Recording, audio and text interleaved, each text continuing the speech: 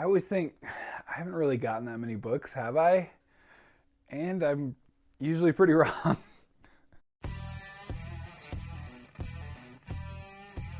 So, welcome back to Shelf Centered. Thank you for stopping by. I really appreciate it. And I just wanted to do a book haul. It's been a while here. I always, like I started out here, I always think that, oh, I haven't done that much. I haven't collected that many books this time. Are you kidding me? And then I start doing the list, and it's going, oh, this keeps getting bigger and bigger and bigger.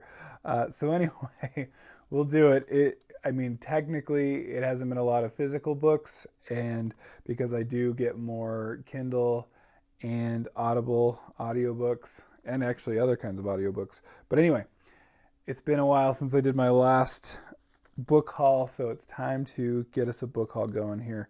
So I will start with the Kindle books that I did get, and we'll go from there. We'll save the physical books, the ones that you came here to see till the end. All of them. I'm going to save all of them for the end. So, all right. So the Kindle books I got, and it's usually because of a deal. That's why I do the Kindle deals. But they add up, apparently. I don't know. I wouldn't know. I just get them because it's a deal, right? So the Kindle books that I got this time around, since the last book haul video I did, probably I could essentially say for October, was the Century Blade, Never Die, Pawn's Gambit. They're all in the same series, and hopefully I will be able to show those. I'm forgetting what they are.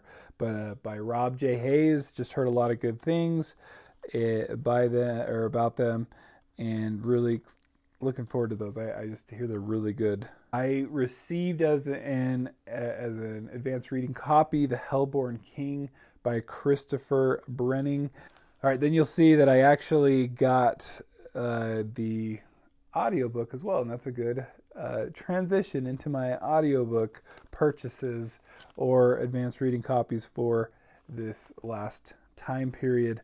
So the problem is that Audible had a couple sales, and then I couldn't help myself. So we've got The Hellborn King was one. I already had it. I just heard it's so well and highly praised, especially from Mike. Thank you. So I'm really excited, and that's why it's in my TBR. I'm going to get to that. I probably should have done this book haul before I started talking about a lot of these books beforehand.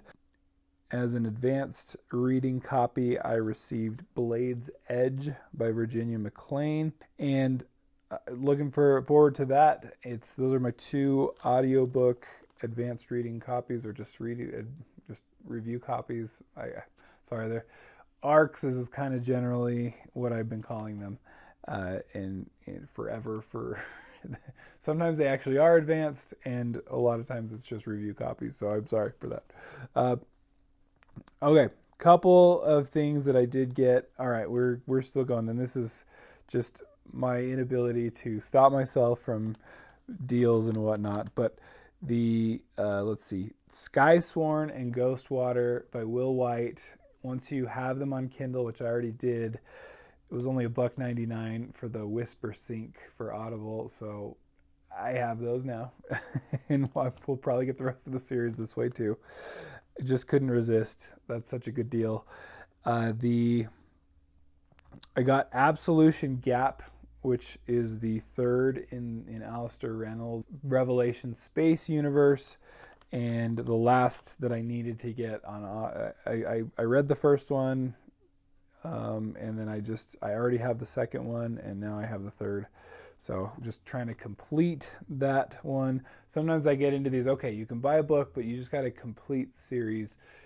Don't buy more, and then I don't follow that immediately. So I then got The Forgetting Moon by Brian Lee Durfee, because everyone speaks so highly of it, and because he's got such a good YouTube channel. He's hilarious, and I follow it, and I enjoy him. All right, then I got The Way into Chaos by Harry Connolly. I have the first book on Kindle that I bought ages ago, and it was just, hey, this might actually make me read it. That's my other kind of rule that I'll sometimes make for myself, and again, not probably follow as well as I should. But I will then get audiobooks of books that I already own and that I intend to read, and therefore maybe someday I actually will read them. We'll see. I then got The Aching God by Mike Shell, and that was Andrew's Wizardly Reads recommendation.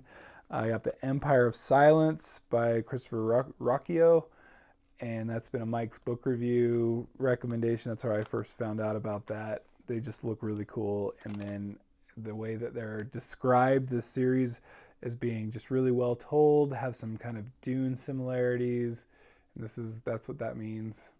And so that's just one of those, I can't get recommended something this many times and not go try to read it. So, and as you'll notice, I have a lot of firsts in the series that I keep doing here, and I promised myself to try to finish off some of these series that I'm already in the middle of. But again, here we are. I cannot help myself. I blame you guys. You guys are the ones recommending these, okay? Then I got Lost Gods by Brahm. I was just kind of looking at, when I did that spooky reads list, I realized I needed to read some more Brahm. I read the Child Thief and Krampus, and needed to read the rest of everything else that he does. And that's easy enough because he does write, at least as far as I know, standalone books, and so those are nice and easy to fit in between the series that I'm not finishing. Right. So those are the audiobooks that I was able to obtain. I don't even know what the number's at this point. And then I did actually get 3 physical books in the month. So there they are. Number 1 is Dante's by T. James Kelly. That's an advanced reading copy. It's so good. So I already finished it, and it is so good. Anyway, just a really fun series that I need to do an actual dedicated review for someday. And I think I'll just do it for the whole series up to this point, since I slacked on getting a review out for the first one. The next one that I got is The Pastel City. By M. John Harrison. M. John Harrison is just one that's kind of crept up on lists here and there, and kind of is known as being a classic writer, and has a good recommendation by Michael Moorcock on the back, as much as you can trust a recommendation on the back of a book. Then the other one is, I did actually follow my rule of, okay, I can purchase a book. It's got to be in something that I am ongoingly reading instead of a new thing. So we've got Men at Arms. I was going through my Terry Pratchett collection, and I've got, if you look at the beginning,